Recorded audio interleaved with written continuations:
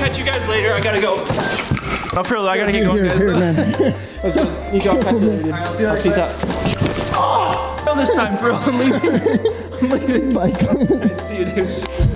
I'll send you guys this stuff. Okay.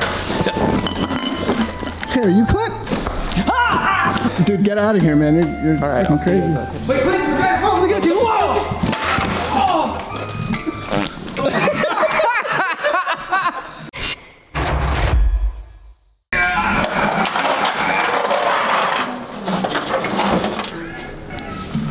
Blast door open.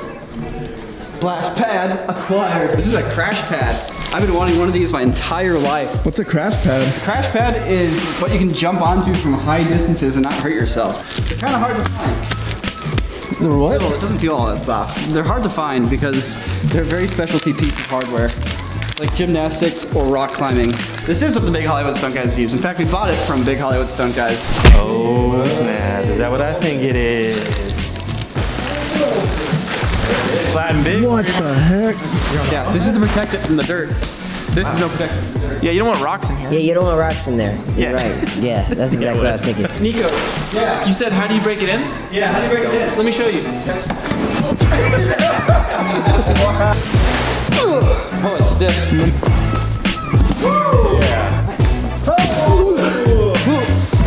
Oh. You know backflip?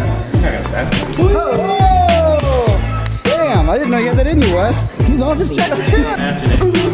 You like diving?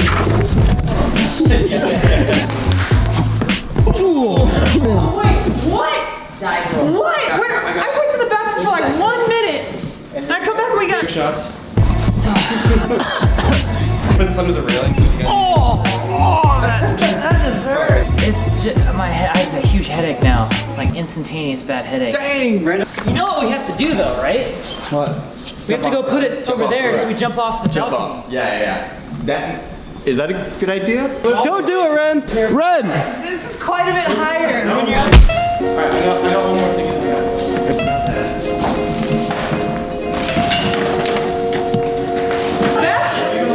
I'm just gonna land on my feet.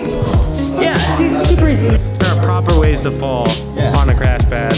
We are having fun breaking it in, but That is, you feel the acceleration. Oh my god. I can't hang on any longer, dude. Wait, hang on, man. Hang on. Hang on. Hang on.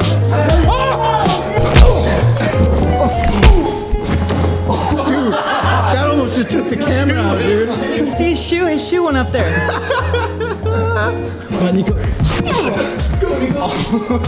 Hopefully we can use this for some cool videos in the future, right? Yeah, that's what we can fall onto now anytime we need to jump off something. It's a little stiff.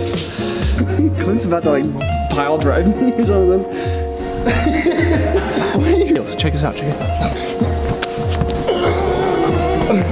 You should set it up against the wall, ride your one wheel into it.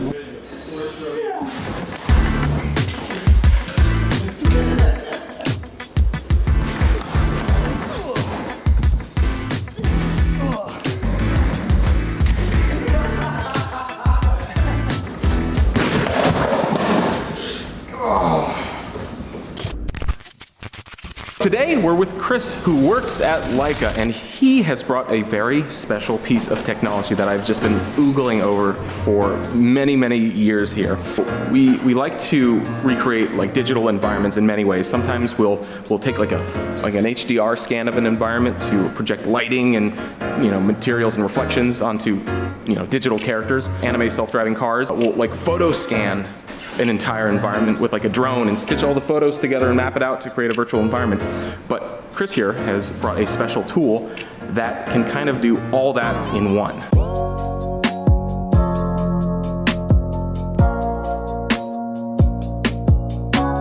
This is the Leica BLK360. It's a 3D scanner using LiDAR. It's also got HDR imagery capabilities, typically used more in the construction space and capturing 3D scenes, but to a couple millimeter accuracy. But now we're starting to get into getting some traction in the visual effects industry.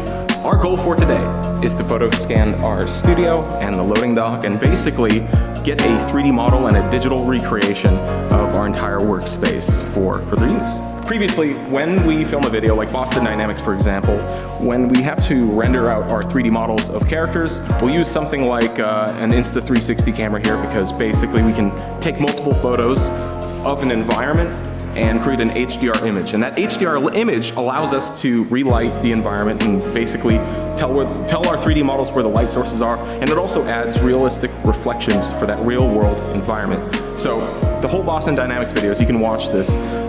Every single shot of the robot there is using an HDR map that we took during that shot on set. And that's what helps those robots just blend in so well with the environment. But what is the main difference with this and that? I mean, the big difference is they're actually using LiDAR. So they're actually using a laser to collect measured points to create a 3D model, actually, a 3D point cloud. LiDAR is using a laser from the inside, as you can see here. The laser's on the inside and it hits this mirror, this 45-degree angle mirror. Then that mirror spins and it shoots out a laser point, and using time of flight technology, it's bouncing back and takes a measured data point. And so the data itself is actually scaled. As this rotates, then this whole thing spins. You've got a single laser beam kind of going like this, and then it rotates 180 degrees, but then you're collecting full 360 because you're capturing that slice all at once. So it can reconstruct the space in 3 dimensions instead of just 2. Exactly. Okay. There's 3 cameras right here. So as it goes around, it's first stage it goes around, each one takes a snapshot. If you got the HDR turned on, it's 3 stage, so each one will fire off at 3 different lighting settings, and then as that goes around, it does 10 stops. So you essentially end up with 30 photos that are stitched together into one total of 150 megapixel image. From a single location, when it shoots out, it's got a maximum range of 60 meters, so about 200 feet. So that's in full 360. Essentially, the only kind of blind spot is pretty much the footprint of the actual tripod right here, because that's just from one location. But as you do multiple setups, you go along, and as long as you have it set up so that there's overlapping data, you can register those together. So you could do entire building and go from room to room. Doesn't matter. There's really no limit on that. Today we're gonna go space to space here and scan our studio, and then next time we have to film anything here, or maybe even use this 3D model we've created, we have it right here on hand. When we filmed our Boston Dynamics video, in order to get that robot looking like it's naturally in the scene, we would take our Insta360 cameras and we would scan a 360 HDR of this environment. And that image basically allows us to separate the bright points from the dark points and basically light our scene. It's able to tell us where our light sources are coming from. However, there was one small issue that led us to have to basically redo that lighting. And when you scan a 360 HDR of an environment, you're basically getting a giant sphere. The problem though is that sphere, it's not in 3 dimensions here, it's in 2. Imagine I'm inside a sphere here of light, but the problem is that when you scan it in 2 dimensions, that light sphere has to kind of move with you, because it's at an infinite distance. It doesn't actually move with your scene or anything like that. So when you have an issue like this, where you have a scene that has a single top light, suddenly if the character steps in 3D space away from it, that 360 HDR, it's not gonna move away. It's gonna stick with your scene. So when it came time to render that video and light it and do all that stuff, we had to basically go through and in 3 dimensions, put light sources back where they were. So that made it so we couldn't actually rely on just our image map to recreate the scene. However, when you start using this, and you have the LiDAR that actually scans your environment in 3 dimensions, you can feasibly have a fully functioning 3D lighting environment that allows any characters to walk around in it and have the light sources react appropriately. It's a long-winded explanation, but I feel like that's as concise as I can possibly make it. Your lights stick where they need to be. Are we gonna have to run and hide? Well, yeah, so if you want to get your best, cleanest stuff, you have 2 options. Yeah, you can run and hide behind something, or you can do the little BLK 360 dance. As this rotates, you can kind of... Can we just get up? Can we get... Safest spot is if you're looking at the Leica sign. Okay. I'll try to stay there. So we do have a few different settings if you want. on here. We can do, low res, medium res, high res. So that's just the number of actual points you're taking. The higher resolution the actual point cloud is, the longer it takes. So it can range anywhere from, a 40-second scan all the way up to about 6-minute scan, depending on the settings you use.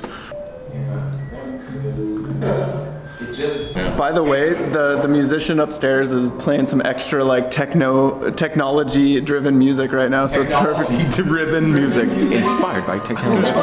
Don't open the door! Don't open it! Don't open the door! Open the door, please. We're scanning. All right, you guys are good. Good. Stone Age triangle music.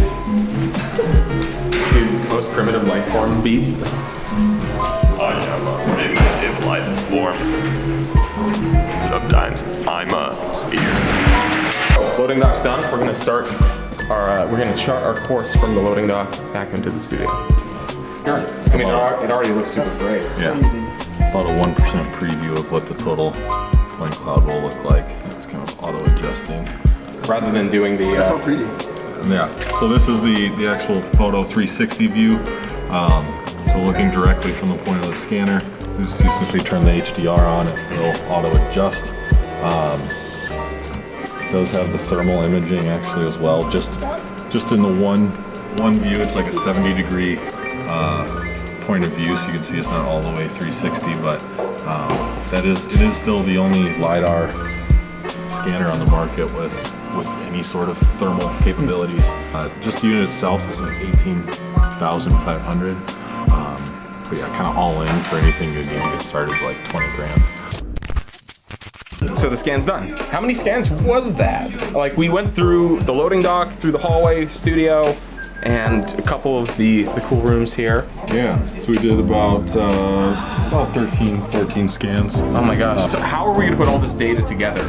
Sure. So in the process, we kind of usually say registration, alignment, stitching together. When it's any of those, I mean all the same thing. It's all these scans really don't know where they are in 3D space, so it all comes to overlapping data. So every time we set it up, we make sure there's overlapping data between those, and then essentially like putting a puzzle together. This chunk over here is one bundle that's all been together, and I've got two other scans that have not been registered yet.